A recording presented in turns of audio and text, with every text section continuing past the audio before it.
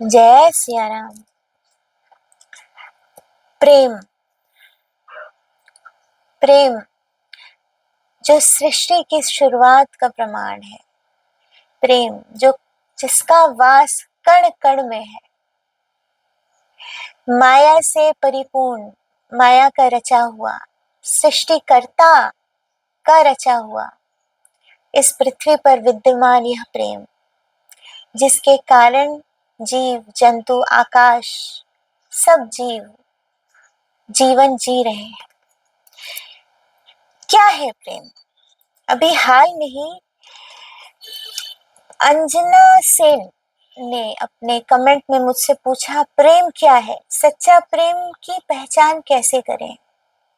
रवि राठौर ने भी पूछा, मेरा डाइवोर्स होने वाला है, लव मैरिज थी, फिर भी मैं बहुत परेशान हूँ, क्या करूं। यह डाइवोर्स नहीं चाहते हैं और विवाह से भी इन्हें नफरत होने लगी है और अपनी प्रेयसी से प्रेम भी करते हैं और उनका कहना है क्या विवाह करना आवश्यक है। आज हम इन बातों पे बात करेंगे, जिसमें मैं पहले आपसे प्रेम क्या है इस पे चर्चा करूंगी। पहले तो प्रेम सच्चा होता है अगर, तो वह प्रेरणा बन जाता है। अगर प्रेम वासना से पूर्ण होता है तो वह धोखा बन जाता है। प्रेम क्या है, इस पर मैंने कुछ पंक्तियां लिखी हैं ताकि आपको समझा सकूं। आत्मा से निस्वार्थ 5 तत्वों का प्रेम, आत्मा से प्रेम 5 तत्वों का, जब सृजन होता है जीव का जीवन। 5 तत्वों का प्रेम जिसे हम हिंदुओं में पूजते हैं, चाहे वह जल हो, चाहे अग्नि हो, चाहे वह पृथ्वी हो, आकाश वायु, हम उनका पूजन करते हैं। उन 5 तत्वों का प्रेम आत्मा से, एक जीव से, जिससे कि एक जीव का सृजन होता है, निस्वार्थ होता है। प्रेम निस्वार्थ होता है, यह सब कहते हैं, लेकिन उसे समझते नहीं है। ठीक उसी तरह जैसे एक छोटे बच्चे को अगर आप 2 रुपए पकड़ा दें तो वह उस पैसे की कीमत जानेगा तो, लेकिन समझेगा नहीं। आप उससे पूछें कि क्या करोगे इस रुपए का, तो बोलेगा चॉकलेट खरीदूंगा। और वहीं अगर कोई पैसे की कीमत जानता हो तो वह कहेगा मैं इसे इकट्ठा करूंगा, 2-2 रुपए, 1-1 रुपए, क्योंकि वह समझता है। ऐसे ही सब जानते हैं प्रेम क्या होता है, लेकिन समझते नहीं।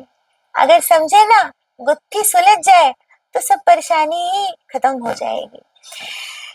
माँ के गर्भ से पृथक होते ही मनुष्य और जीवों से प्राणवायु का प्रेम, जब माँ से हम पृथक होते हैं, जब हमारे प्लेजेंटा से हम जुड़े रहते हैं, तो माँ हमें अपने वायु के जरिए हमें जीवन का दान देती रहती है, माँ को जो प्राणवायु मिलती है। लेकिन जब वह नवजात शिशु माँ के गर्भ से पृथ्वी पर आता है तो तब तब कैसे उसे जीवन मिलता है कि कोई स्वार्थ नहीं कहता कि हमको तुम पैसे दो या हमारे लिए ऐसा करो तब हम तुम्हें जीवन देंगे। निस्वार्थ प्राणवायु जीवन देती है। मनुष्य और जीवों के पैरों की ठोकरों को सहती पृथ्वी, पृथ्वी का निस्वार्थ प्रेम।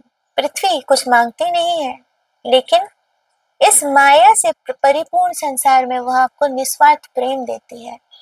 और भी प्लैनेट्स हैं, उस पे आप पैर नहीं रख सकते, आप जानते होंगे, उतना बताने की जरूरत नहीं है, यह तो जग चर्चित है। लेकिन पृथ्वी, इसे हम माँ का रूप कहते हैं क्योंकि यह सहती है और निस्वार्थ प्रेम देती है। निस्वार्थ प्रेम क्या है? प्रेम क्या है?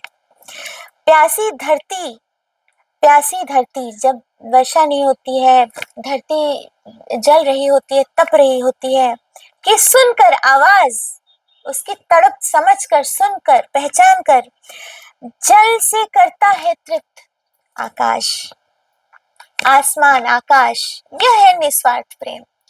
यह प्रेम किसकी रचना है? आपको तो पता होगा, माया की रचना है। आप माया की, पार्वती जी की रचना है, देवी शिव की पत्नी।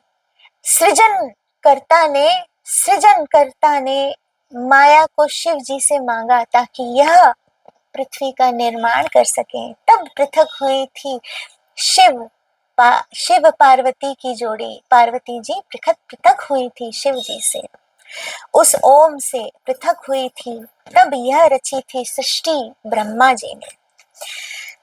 तो आकाश का यह है निस्वार्थ प्रेम, और आत्मा को जीवन देने और सारे अंगों को, समय चक्र को चलने और चलाने वाले उस परमात्मा का अद्भुत प्रेम। आत्मा को जीवन देते हैं हमारे शरीर, जब हम शरीर हमें मिलता है, हमारी आत्मा को जीवन देते हैं। हम हाथ चला रहे हैं, पैर चला रहे हैं, क्या अपने मन से?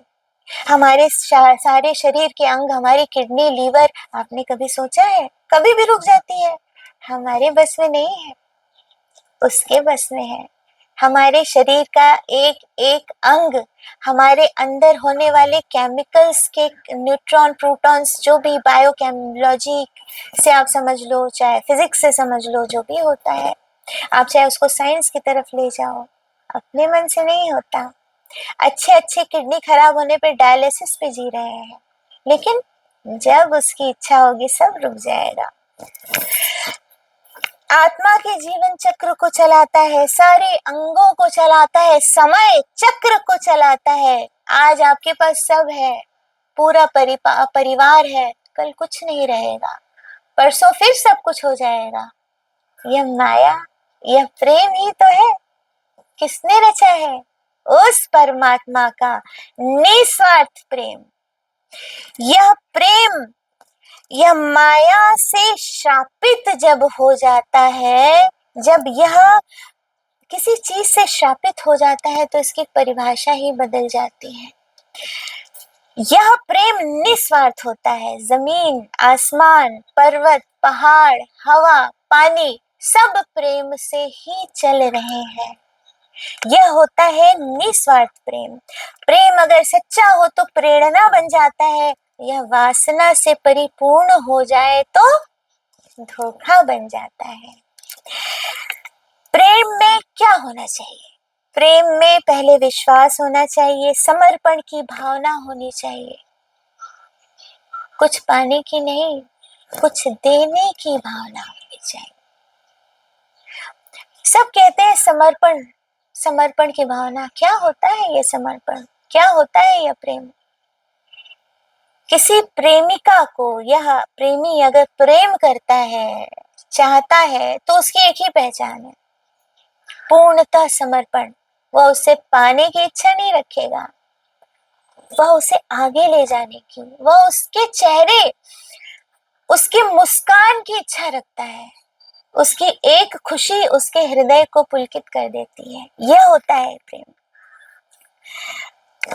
प्रेम की पूर्णता ही किसी की हंसी में है। अभी अगर हम यह बोले कि एक प्रेमी ही प्रेमिका को प्रेम कर सकता है, तो यह भी गलत है। प्रेम तो मनुष्यता है। अभी मैंने आपको बताया जमीन से आकाश का प्रेम, मनुष्यता में प्रेम होता है। अगर किसी का दिल साफ है, वह अच्छा है, वो कितना भी ज्यादा उसके पास पैसा हो, कितने भी ज्यादा बड़े ओहदे पर हो, लेकिन उसे समाज के प्रति प्रेम रहेगा, घमंड नहीं रहेगा, ईर्ष्या नहीं रहेगी।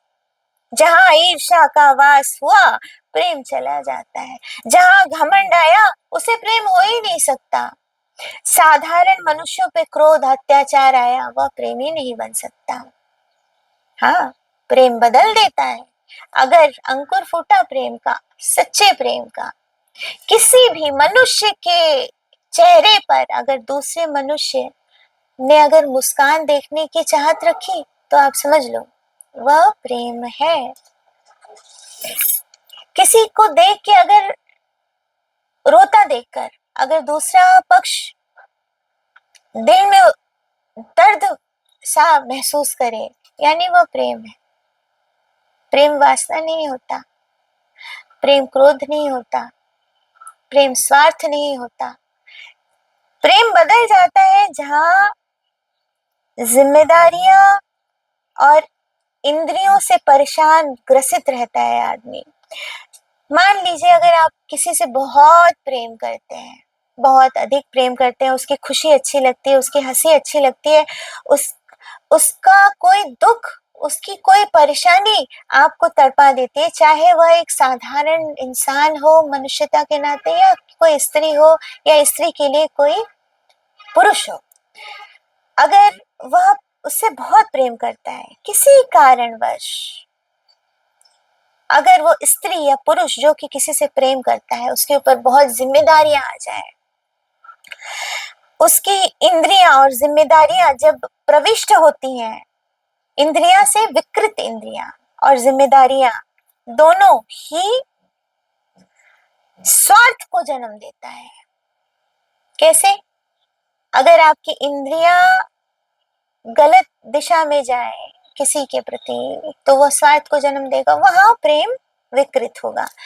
जिम्मेदारियां आ जाए, आप उसकी खुशी कम चाहेंगे, पहले अपना काम निकालना चाहेंगे, वहां प्रेम बदल जाता है, वहां स्वार्थ जन्म ले लेता है।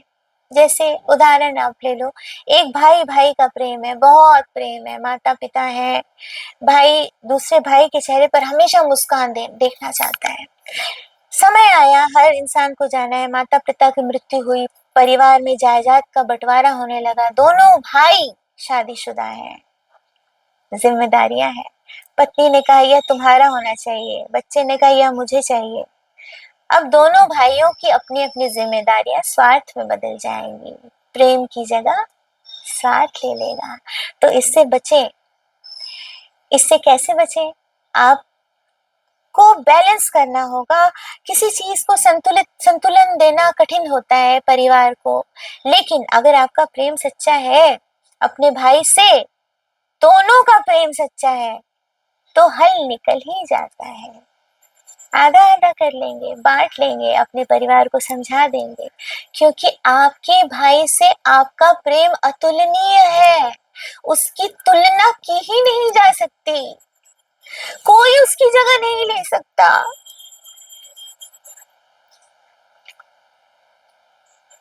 कोई भी नहीं ले सकता। प्रेम निश्चल होता है, माफ करिए, प्रेम निश्चल होता है। प्रेम से ना आगे कुछ है। अंत में जब मृत्यु आती है, तब इंसान को यह समझ में आता है कि मेरा तो कुछ था ही नहीं, मैं अपनों से क्यों लड़ा,